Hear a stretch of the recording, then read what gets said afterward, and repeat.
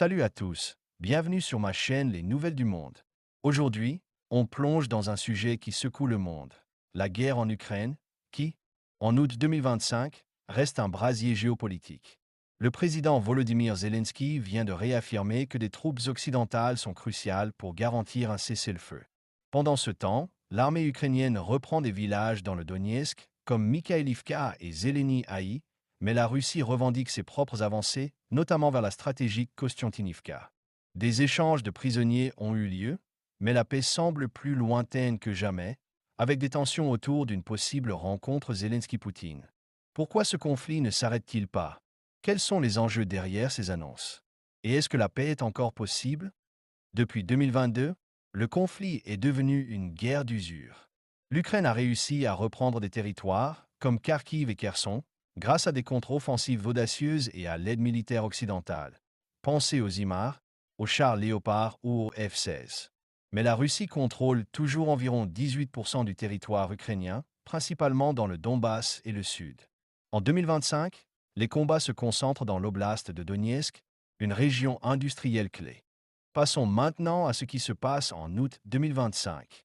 La situation sur le terrain et sur le plan diplomatique est tendue, et les dernières annonces de Zelensky font débat. Le 22 août 2025, Volodymyr Zelensky a réaffirmé lors d'une allocution que la présence de troupes occidentales en Ukraine est essentielle pour garantir un éventuel cessez-le-feu. Mais attention, il ne parle pas d'une intervention directe de l'OTAN dans les combats.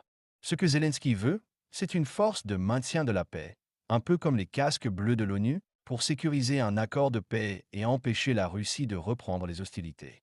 Cette idée n'est pas nouvelle. Déjà en 2024, Zelensky avait évoqué une force internationale pour protéger les territoires repris par l'Ukraine. Mais elle divise. D'un côté, des pays comme la Pologne et les États baltes soutiennent l'idée, voyant cela comme un moyen de contrer la Russie.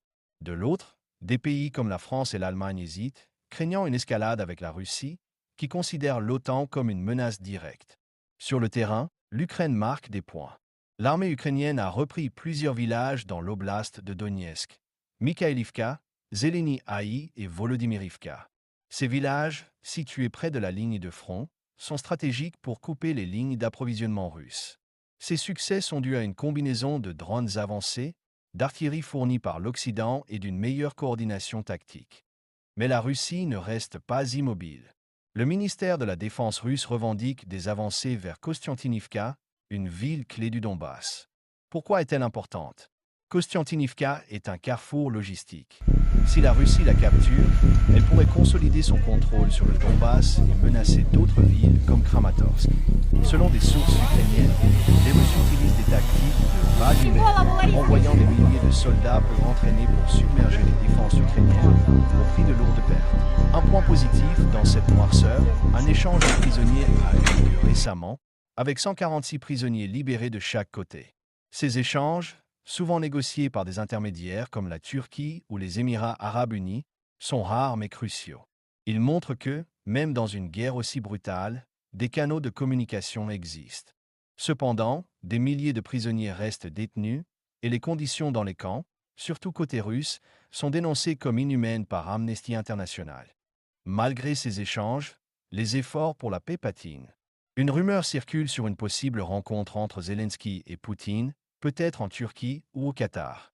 Mais les tensions sont vives. Zelensky exige le retrait total des troupes russes et des réparations pour les dégâts causés, estimés à plus de 400 milliards de dollars. Poutine, lui, veut que l'Ukraine renonce officiellement à rejoindre l'OTAN et cède les territoires occupés. Ces positions sont irréconciliables pour l'instant, et les médiateurs, comme le président turc Erdogan, peinent à trouver un terrain d'entente. L'Ukraine dépend massivement du soutien occidental. Depuis 2022, les États-Unis ont fourni plus de 75 milliards de dollars en aide militaire et économique, suivi par l'Union européenne avec 50 milliards. Mais ce soutien montre des signes de fatigue. Aux États-Unis, des voix s'élèvent, notamment dans le camp républicain, pour réduire l'aide, arguant que les priorités domestiques doivent primer. En Europe, des pays comme la Hongrie bloquent certains financements, compliquant la situation. De son côté, la Russie s'appuie sur des alliés comme la Chine, l'Iran et la Corée du Nord, qui fournissent drones, missiles et munitions. Les sanctions occidentales ont affaibli l'économie russe, mais pas autant qu'espéré. La Russie continue d'exporter du pétrole via des pays comme l'Inde, et son industrie militaire tourne à plein régime. La proposition de Zelensky d'impliquer des troupes occidentales inquiète. La Russie a menacé d'utiliser des armes nucléaires si l'OTAN intervenait directement. Même si ces menaces sont souvent perçues comme du bluff, elles rappellent le danger d'une escalade. L'OTAN, de son côté, renforce ses positions en Europe de l'Est, avec des bases en Pologne et en Roumanie. Enfin, cette guerre se joue aussi sur les réseaux. La Russie et l'Ukraine utilisent X et d'autres plateformes pour rallier des soutiens. Les posts sur X montrent une polarisation extrême. Certains saluent la résistance ukrainienne, d'autres relaient la propagande russe accusant l'Occident de prolonger le conflit. Cette bataille de l'information façonne l'opinion mondiale. Merci d'avoir regardé jusqu'au bout. Si cette vidéo vous a appris quelque chose, likez, abonnez-vous et activez la cloche pour ne rien rater. On se retrouve bientôt pour décrypter d'autres sujets qui comptent. Prenez soin de vous et à très vite.